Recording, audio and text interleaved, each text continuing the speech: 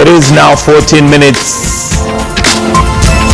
It is now 14 minutes to 7 Kenyan time, and welcome back to Morning Express. We'd like to go through the dailies, but remember from 7 o'clock we'll have a panel in the studio, and we're going to be looking at some of the hot topics that have been making news and headlines over the week. So this would be a good time for you to let me know what has been hot for you. We could start from there, and you could do that via Twitter. The Twitter handle is at KTN News, or you can also tweet me directly, and that's at Michael G. Gitonga.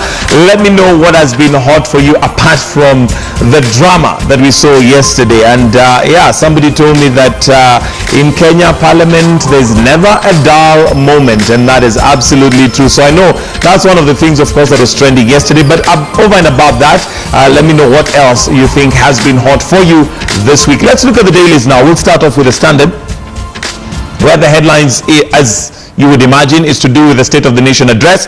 Uhuru draws up 1.6 billion graft list. Now, the president yesterday promised to unveil a new list of corrupt kingpins together with an inventory of seized assets worth 1.6 billion.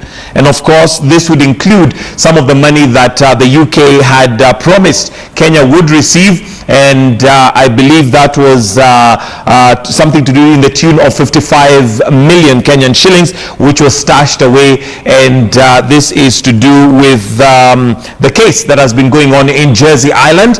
So of course, that is part of the money. The president revealed his new assault on corruption as he blamed slow graft prosecution in the judiciary and governors, whom he accused of failing to push for accountability in the counties. Now, we do know that there was a prediction of what the president was likely to discuss in this particular State of the Nation address, given that there was the CSA symposium that took place earlier on last month, towards the middle of last month. Then we had the deputy president also address the nation through a town hall meeting of sorts. And of course, some of the achievements that the president highlighted was to do with the economy. The GDP, he says, grew by 5.8%. Of course, these are figures that we intend to look at and scrutinize closer and use a magnifying glass if need be, just to clarify how true they are and how accurate, especially the accuracy bit. And the GDP grew by 5.8% in 2015. Not that we're doubting, but it's also just good to make sure that we have the facts right. In tourism, 1.2 billion shillings worth of incentives for charter flights was introduced. We have the roads, we have energy. In 2015, 634 megawatts of new power, raising the total installed capacity to 2,282 megawatts. Amongst many other things, there is education, there is health, but of course, one of the areas that many had wanted to see or hear what the president was going to say is areas possibly that the government had failed. But of course, that did not come out. But even beginning with our debate yesterday on State of the Nation right here in the studio, those allied to the Jubilee side of politics were very careful with how they use their words. They said it is work in progress. They didn't want to call it failure, but called it work in progress. But anyway, you be the judge. Still on the front page of the Standard, we have pictures there of ODM boss boos and protests and throws spanner into president's scorecard address. And of course, the country was treated to 30 minutes or thereabouts of what I'd call drama, with whistles going off all over the place as soon as the president tried to make the State of the Nation address. And of course, it just trickled down, but eventually there was calm restored, and he was able to proceed with his speech. Moving on to page 3 of the Standard, where a sad story kind of reminds me of the story of Romeo and Juliet.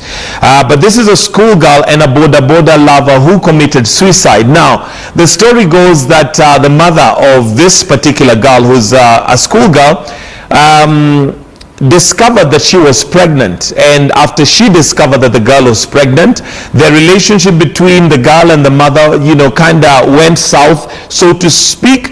And apart from just going south, involved also this one Joseph Wachira, who is a neighbor. And after excuse me, after Joseph discovered that the mother knows that the girlfriend is pregnant and that she was not having any of that, he went and hung himself. And the girl, after hearing her boyfriend had hung himself, went and killed herself as well. Very sad, tragic story. I'd say love gone sour. Anyway, moving on to page 6, you've got the full details of the MPs who were kicked out, and as they brought in chaos. And we have TJ Kajwang there with a placard that he was holding saying that Jubilee are thieves. And I can see Moses Kajwang in the background there. I can't see what is written on his placard, but I can see the whistle in his mouth. So we'd be confidently calling him a whistleblower. Hopefully we'll have him here on Monday and see whether he can just let us know what exactly was the intention that they wanted to achieve by whistleblowing and disrupting the presidential speech and ultimately being thrown out of the House. But also still on matters of the speech yesterday and what are going to be the repercussions over time. Ugunja residents are actually going to be the biggest losers according to this particular article, and that is because Ugunja MP Opiyo Wandayi and his constituencies are going to be good losers because he was literally thrown out. He was asked to leave, but he did not exit, so he was thrown out. And part of the penalty for that is that he is not allowed to attend any session this particular until February 9th, 2016. So, well, what it basically means is that for a year, or rather 2017, sorry, yes, February 2017, February 13th, 2017. So for the next 1 year, the people of Ugunja actually do not have a representative in Parliament. Well, that's a price to pay. Now on to page 8. And apparently, Masai Morans kill another lion as outrage mounts over KWS action. And I'm sure many of us are aware of Mohawk, the lion that was killed in the full glare of public and in cameras filming that. And of course, KWS have come under a lot of scrutiny and fire from residents world over, not just in Kenya. And this is because, well, there's a question: why didn't they just sedate the animal rather than kill it? But according to KWS, their defense is that given the number of people that were in that area, and of course the animal feeling cornered was a danger to anyone that was in that particular area, and of course by virtue of the fact that it's a wild beast, nobody can predict what is going to happen, so the ranger took it upon himself to shoot and kill Mohawk. Now, apparently Morans have come out and killed another lion nicknamed Lemek, which of course would be very, very sad. All right, and well, that's what we have for you on The Standard. Let's now take a look at The Nation this morning, where the headlines is Uhuru Braves MP chaos to give Jubilee scorecard. And of course, this was the chaos that was witnessed yesterday with whistleblowing coming from members of CORD. And according to some of those legislators, it was mainly ODM members of parliament who were out to disrupt and make a point, or make their point known to the public and to the whole world, as it were, by whistleblowing and ensuring that the president was not going to be able to make his State of the Nation address without interruption. However, he braved that, and to use his words, he said, after the entertainment, let's now get to serious business. And what he was calling serious business is the pledges that he gave. These were to do with security, modernization of security agencies, creating a single command structure in counties, though he also talked about corruption, and of course blamed the judiciary for taking too long and using technicalities to delay the conviction of those of suspects who were found with corruption allegations. and he was asking the judiciary to do what they can to ensure that those technicalities are not do not delay the course of justice. NYS also featured and the services challenged by a key driver of transformation agenda, and of course there are many other things that he said that Jubilee has achieved. Of course, one of the things that they were expecting should be said would be the failures that Jubilee may have faced, but like we mentioned earlier, it is work in progress. On to page 3 of the Daily Nation, and in case you are wondering who the member of parliament who refused to honor the fallen soldiers by refusing to stand, there is a picture right there, and it's Kitutu Masaba MP Timothy Bosire, and of course the president referred to him, the president saying, it's not me asking you to stand, but I'm asking you to stand in honor of the fallen soldiers that defend you and me, and you included. So of course that was another fiasco that we were treated to yesterday during the State of the Nation address. All right, moving on to page 9. Homes boss seized over lack of permit, and this is a home that was closed, a home that was a home to more than 150 children rescued from it's called Makongeni in Thika, that was being run illegally. Other allegations that were against this particular home is that the children were being molested, and of course that is subject to investigation. Moving on now to page 10.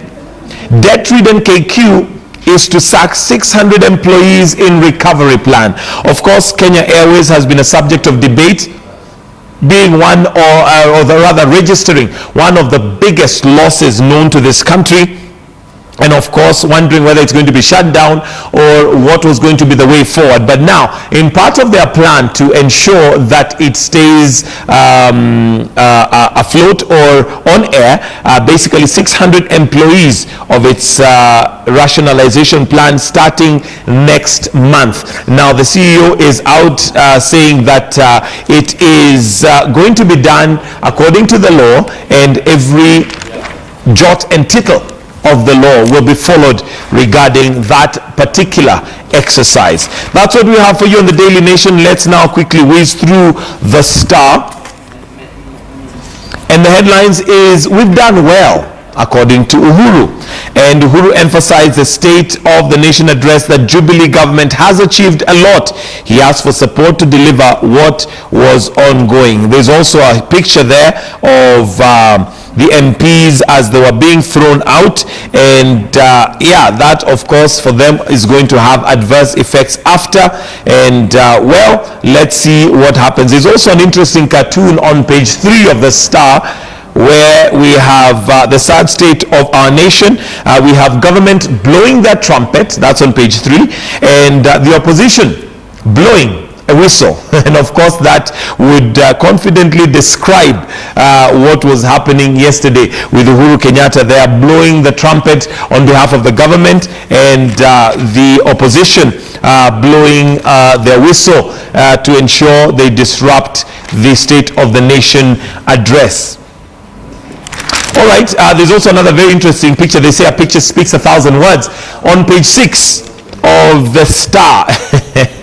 And that is Suba MP Millie Odhiambo as she protests outside the building, and there was all sorts of memes that are going around yesterday, and of course they were depicting this particular picture of Millie Odhiambo, who is not new to controversy. She is well known for you know, being controversial and being on the other side of things as they are expected. But anyway, this particular picture of course expressing her emotion at that particular time on what was going on, and well, we'll wait and see as to whether they said that that was just the beginning. It was not just heckling, but it was the beginning of what we're yet to see. So we'll wait and see what it is the beginning of.